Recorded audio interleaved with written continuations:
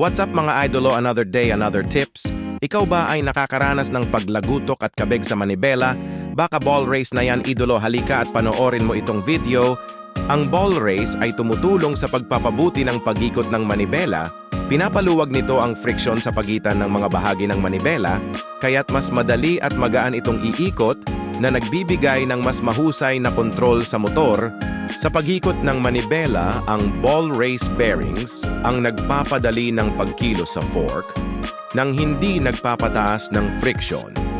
Kapag sira o maluwag ang ball race bearings, maaari itong magdulot ng labis na tagtag o mahirap na pag-ikot ng manibela. Kaya dito sa shop gumagamit tayo ng mga proper tools para sa proseso ng pag-aayos ng ball race.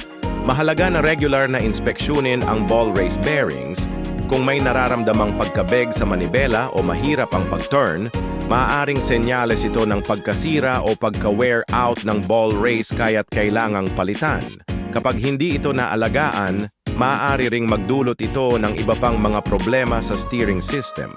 Sa mga nais masubukan ang aming service, bisitahin lamang po kami sa aming shop at i-follow ang aming Facebook page and TikTok account Motocentro. Maraming salamat po ulit sa panonood and peace out!